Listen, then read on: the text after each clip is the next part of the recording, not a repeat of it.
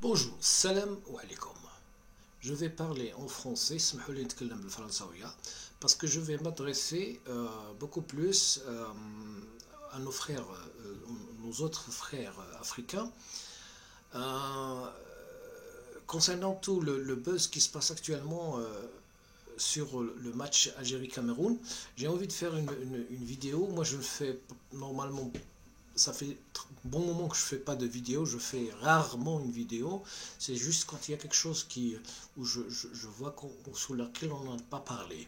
Parce que j'ai l'impression, pas spécialement les Africains, même d'autres pays, souvent on ne comprend pas les Algériens dans un point. Alors, l'Algérien, dans toute cette histoire, c'est pas seulement il veut aller en Coupe du Monde, ça c'est vrai, c'est juste d'ailleurs, mais il est très, très, très sensible à l'injustice. Et c'est sur ça que j'aimerais bien vous parler. Souvent, on pense que l'Algérien, pense qu'il est différent, il est meilleur que les autres. Non, l'Algérien, il est très sensible à l'injustice. C'est ça le point sur lequel j'aimerais parler en dehors du football, donc qui bien sûr qui va avec toute cette histoire. Ce qui s'est passé avec le Cameroun, parce que c'est aussi un match décisif. C'est pas la première fois qu'on vit ça, cette injustice, cette corruption dans le football africain. Nous l'avons déjà vécu et Belmadi, l'entraîneur, il a déjà souvent critiqué ça, comme l'a fait Aliou Cissé, l'entraîneur du Sénégal. Ils ont tout simplement critiqué d'une façon générale la corruption dans le football africain. Qui gangrène le football africain. Voilà. Le dernier mauvais arbitrage, et un arbitrage aussi scandaleux qu'on a eu, c'était contre la Zambie dernièrement. On avait fait 3-3. Je pense que c'était pour les qualifications de la Coupe du Monde. C'était en Zambie 2 pénaltys qui étaient imaginaires. Tout le monde l'a vu. Si ce match était aussi un match décisif, on aurait fait exactement une action comme celle du Cameroun. On aurait fait la même chose. Mais maintenant, moi, c'est pas le football sur lequel j'aimerais parler. J'aimerais parler sur le côté, la sensibilité des Algériens concernant l'injustice. Beaucoup de peuples, de pays, que ce soit en Afrique ou même dans les pays arabophones, ne comprennent pas les Algériens. Pourquoi ? Ça, c'est ça que j'aimerais bien expliquer et transmettre. L'Algérien, il est sensible à l'injustice pour peut-être 2 raisons. Une raison, c'est peut-être son caractère, mais une autre raison, c'est son passé. Son passé qui le fait qu'il est très, très, très sensible. Et c'est ça que j'aimerais bien transmettre aux autres peuples qui des fois ne comprennent pas les Algériens, ou des fois ils estiment ce point. Ils les estiment dans ce caractère. Alors, d'abord, l'Algérie, c'est le seul pays en Afrique et dans le monde arabophone ou arabe qui ont eu leur indépendance après une guerre. Même qu'il y a eu des guerres un peu partout, des petites guerres, mais le pays qui a réussi à se libérer du colonialisme par une guerre, c'est seulement l'Algérie. Et ça a duré pas 1 année ou 2 ans, 3 ans, ça a duré 7 ans. Et cette guerre, une guerre atroce, une guerre qui est toujours encore dans les esprits des Algériens, c'est l'histoire, mais elle est toujours présente. Et ça fait que l'Algérien, il est toujours encore sensible. C'est-à-dire que cette guerre a fait encore de l'Algérien encore plus sensible à l'injustice. Voilà pourquoi l'Algérien, il réagit très fort quand il y a une injustice. Et pas seulement l'injustice contre l'Algérien, même l'injustice contre d'autres peuples. D'ailleurs, je vais vous citer l'exemple. Bon, actuellement, tout le monde le sait, et même dans tout le monde arabe, arabophone, le peuple qui se sent plus concerné par l'injustice de l'affaire de la Palestine, c'est les Algériens. Et pourtant, ça concerne beaucoup d'autres pays, tous les pays du monde, mais c'est l'Algérien qui se sent le plus concerné par l'affaire, qui réclame, donc qui dénonce cette injustice par le drapeau palestinien, etc. Et je n'exclus pas que cette affaire est aussi une affaire qui pourrait jouer un rôle dans tout ce qui se passe actuellement, parce que montrer le drapeau palestinien, soit par les supporters ou par les joueurs, comme on l'a fait déjà pendant la dernière Coupe arabe, ne va jamais, jamais, jamais arranger ni la FIFA ni beaucoup d'autres pays. Donc ça, je ne veux pas rentrer dans ce sujet. Je vais vous confirmer ça par des faits. Donc j'ai parlé de la guerre d'Algérie qui est déjà un fait qui est fait que l'Algérien il est très sensible à l'injustice et c'est le seul pays qui s'est libéré après une guerre en Afrique et dans le monde arabophone. Autre chose, je vais vous citer certaines choses pour confirmer tout ça. Je reste maintenant dans le football. Cette histoire, je vais vous la raconter aux amoureux de football. Quand l'Algérie était sous l'occupation française, en 1958, il y avait la Coupe du Monde en Suède. Nous avons des Algériens qui jouaient dans des clubs français, qui gagnaient bien leur vie. Et il y avait deux joueurs, c'était Zitouni et Makhloufi, vous pouvez rechercher tout ça, qui seraient donc choisis pour jouer la Coupe du Monde 58 avec la France. Et à l'époque, il y avait une initiative de ceux qui ont donc combattu contre la France pour organiser une équipe de joueurs algériens qui vont aller jouer contre d'autres pays, beaucoup plus dans les pays de l'Est, pour réclamer, pour faire une sorte de manifestation, pour réclamer l'indépendance de l'Algérie. Eh bien, ces joueurs qui étaient dans des clubs français, qui gagnaient bien leur vie, ont quitté les clubs. Ils ont pris la fuite et pour rejoindre l'équipe l'équipe du FLN, Front de Libération Nationale, l'équipe qui devait organiser des matchs pour réclamer l'indépendance, pour manifester pour l'indépendance de l'Algérie. Et entre autres, il y avait deux joueurs qui devaient aller en Coupe du Monde. Ils ne sont pas allés en Coupe du Monde parce que pour eux, l'injustice de l'occupation française, il était beaucoup plus importante à aller jouer à la Coupe du Monde. Donc maintenant, nous voulons y aller en Coupe du Monde. Et moi, en tant qu'Algérien, bien sûr que j'aimerais bien que l'Algérie serait en Coupe du Monde et j'aimerais bien que ce match serait rejoué. Mais si on me dit de choisir,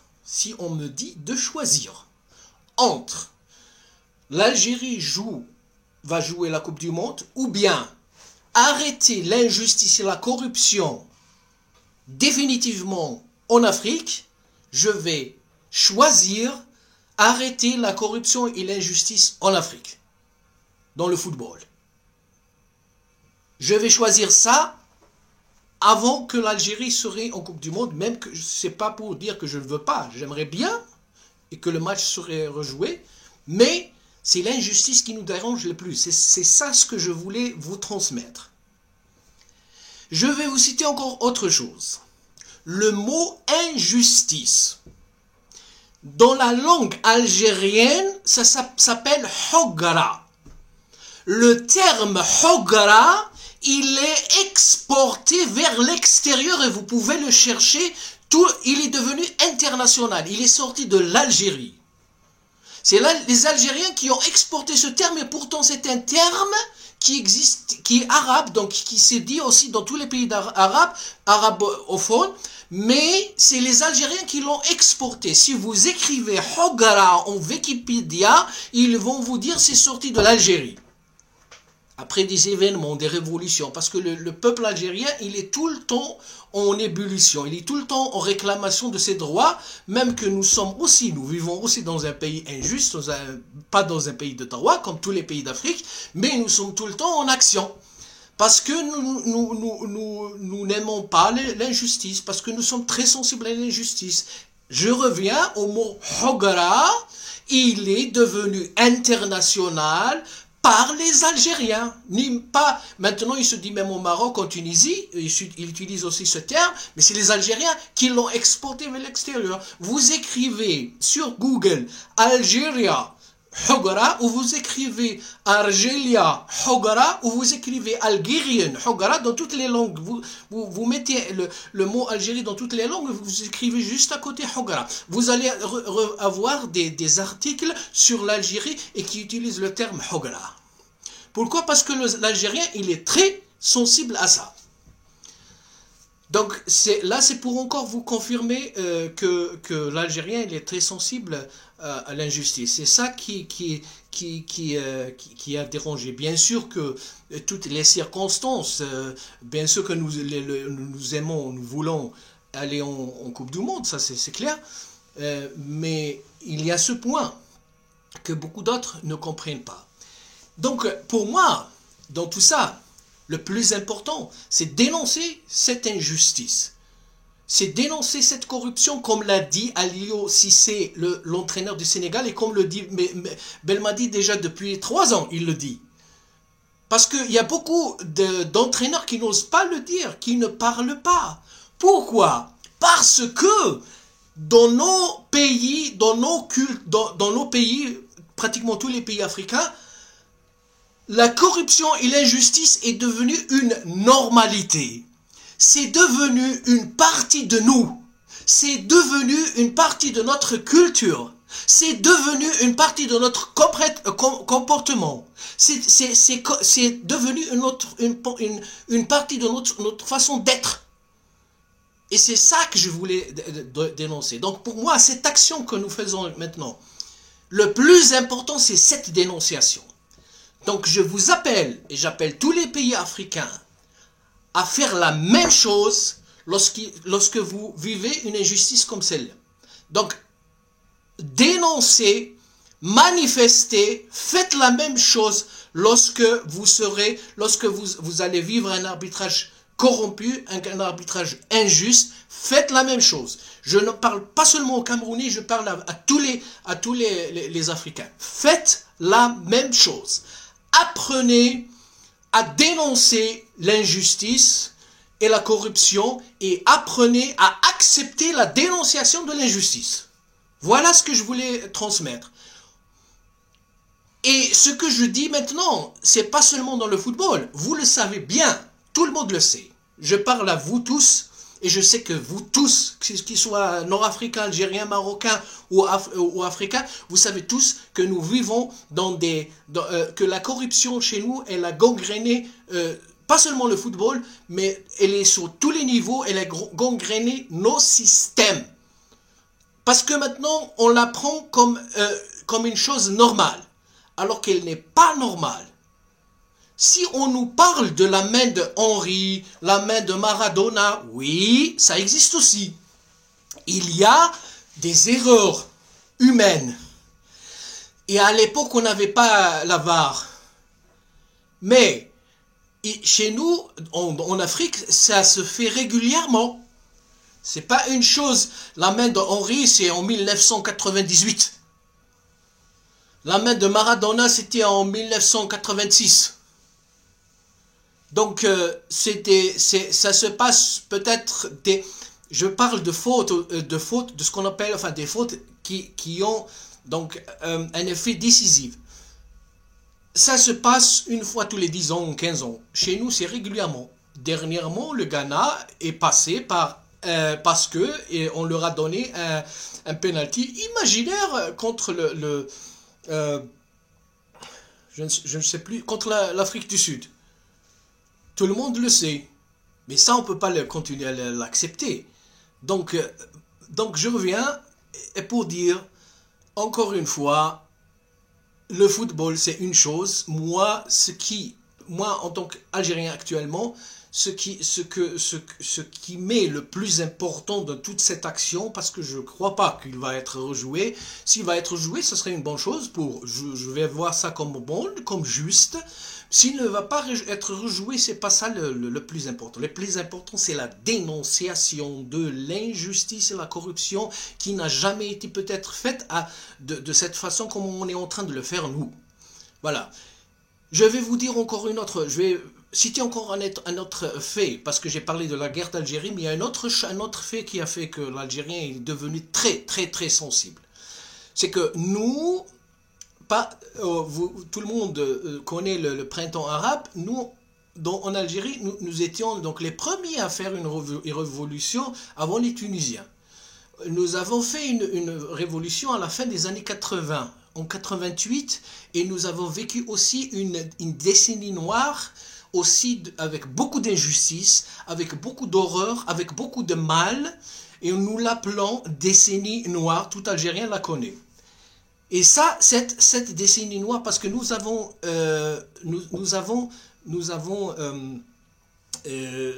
fait manifester contre la politique, contre beaucoup de choses. Et actuellement, nous sommes toujours en train de continuer à réclamer nos droits, même que nous vivons aussi dans un système injuste, mais nous sommes tout le temps en activité contre ça, contrairement à beaucoup de pays africains. D'ailleurs, je vais vous citer un exemple.